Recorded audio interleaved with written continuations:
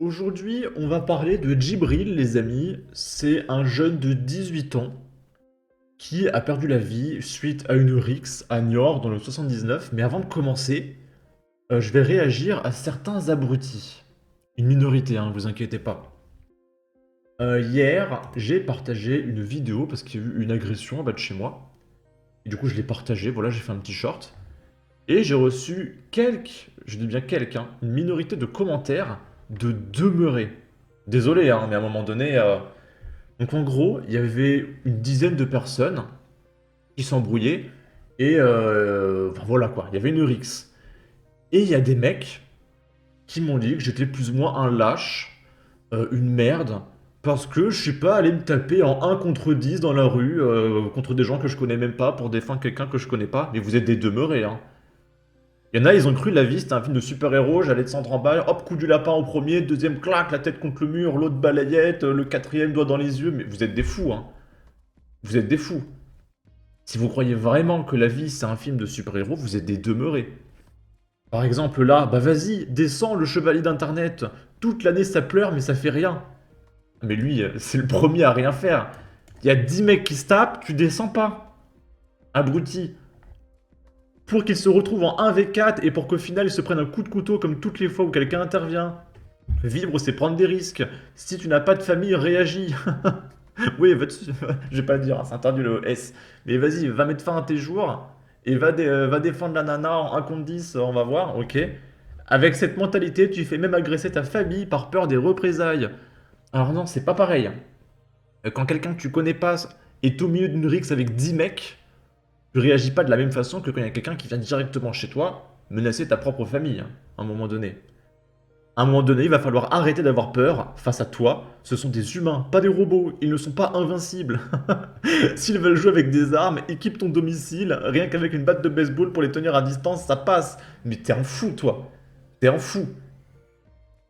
T'as cru qu'avec une batte de baseball, tu fais du 1 contre 10. Tu es fou. Tu es fou. Lui, ne pas réagir témoigne d'un manque de courage. Non mais franchement, quoi. Il faut arrêter d'avoir la tremblote même chez soi. Filme normalement et celui qui n'est pas content, tu lui sors une batte de baseball, ça va leur refroidir. Mais vous êtes fous. Ils étaient genre 10. Vous êtes fous. Vous êtes fous.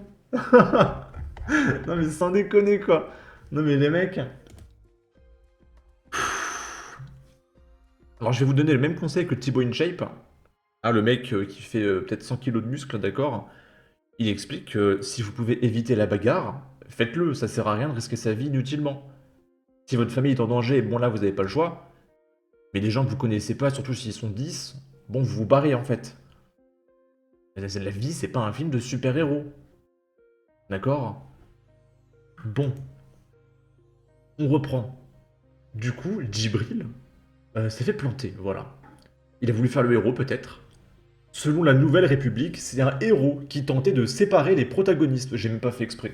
Parce que j'avais pas encore lu l'article, bah voilà. Djibril, peut-être que ça aurait pu être moi, si j'étais descendu en bas pour me taper contre 10 mecs. Arrêtez de faire les héros, hein. Vraiment. Selon France Bleu, il voulait voler un téléphone. Ok. Tout commence le 23 juin.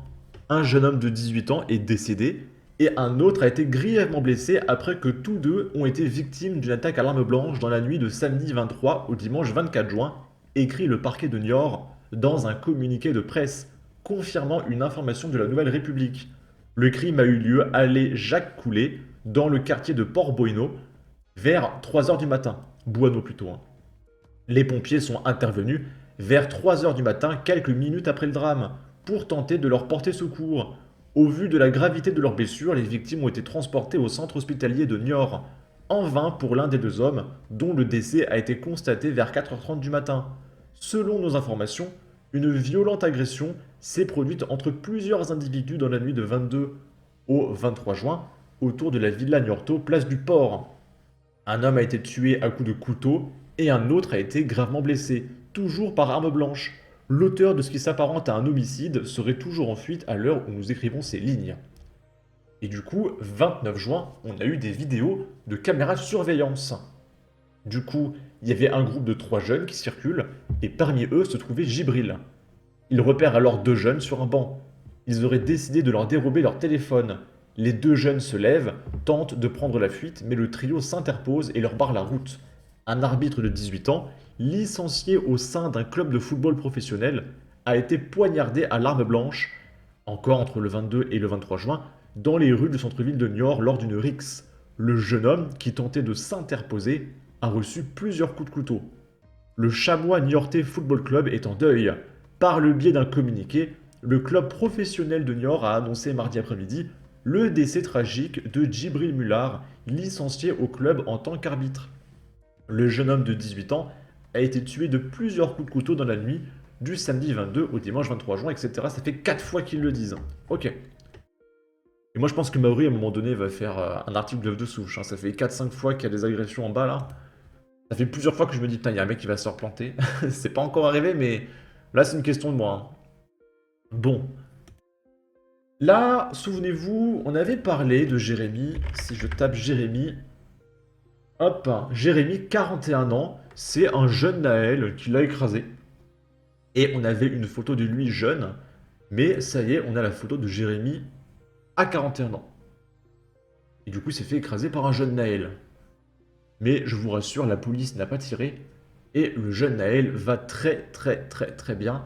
Je vous mettrai le lien en commentaire et en description de ma vidéo sur Jérémy, si ça vous intéresse, on va pas refaire l'article. Là, c'est une lettre ouverte de policiers qui explique leur désespoir. On a plus de risques d'aller en prison que les voyous.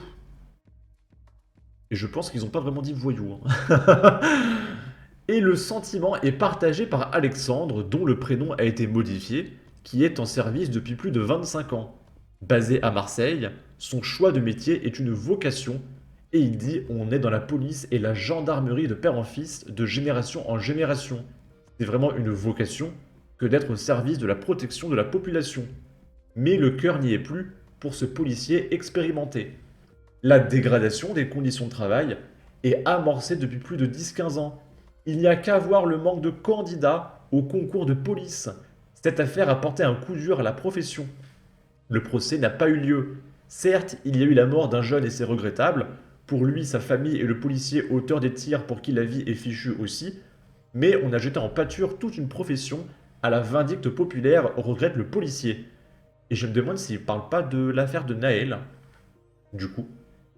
Emmanuel Macron nous a humiliés. Il a jeté la honte sur les policiers et personne ne l'oubliera, explique Arnaud, dont le prénom a également été modifié. Pour les forces de l'ordre, le manque de soutien est flagrant. Alors qu'on était tous les jours pendant les émeutes sur le terrain à essayer de sauver les biens, les commerces, les personnes, la hiérarchie était débordée, on n'avait pas de consignes claires et il y a eu des affaires, mais personne n'assume le chaos qui régnait ces soirs-là, où l'on était débordé de tous les côtés, explique Arnaud, policier à Marseille en fin de carrière. Il y avait tellement d'interpellations que les geôles étaient pleines. On nous a donné l'ordre de ne plus interpeller, de juste évacuer les commerces pillés et de sauver tout ce qui pouvait être sauvé. On avait des hordes de 200 personnes en face au centre-ville de Marseille. En 30 ans, je n'ai jamais vu ça, détaille Arnaud. Donc dites-vous bien que parce que les prisons étaient pleines, la police avait l'ordre de ne pas arrêter les gens. Parce que c'était pas possible, il n'y a plus de place en prison. Est-ce que vous vous rendez compte de l'ordre de dingue? J'ai jamais vu ça. Pour Rudy Mana, les policiers savent et ont conscience que tout peut basculer en un instant. Celui qui va prendre des risques, alors qu'il a des états de service parfaits, sur un problème, tout est effacé et depuis 1, 5, 6 ans, les policiers l'ont bien en tête. Pour Arnaud, qui est expérimenté dans le métier, après plus de 30 ans d'état de service, les voyous ont un sentiment d'impunité. Ils nous le disent. Alors comment voulez-vous travailler dans ces conditions? Il y a un chiffre à prendre en compte. C'est le nombre de policiers qui mettent fin à leur jour en France. C'est énorme et personne n'en parle. Il y a un malaise et c'est tabou. Voilà. Là, je peux pas le dire parce que c'est une période de trêve. Même si, de ce que je vois, la gauche n'arrête toujours pas le militantisme. On va sur les réseaux, ça n'arrête pas. Donc je sais pas si cette histoire de trêve est vraiment réelle, mais absolument personne n'arrête d'en parler, hein. Là, il y a hashtag législative à 80 000 tweets, ça n'arrête pas, hein. Mais bref, moi je vais la respecter. En tout cas, n'hésitez pas à donner votre avis, votre opinion, à partager, liker, commenter, ça aidera au référencement de la vidéo sur YouTube. Abonnez-vous, suivez-moi sur Twitter, et à la prochaine pour de futures vidéos. Ciao!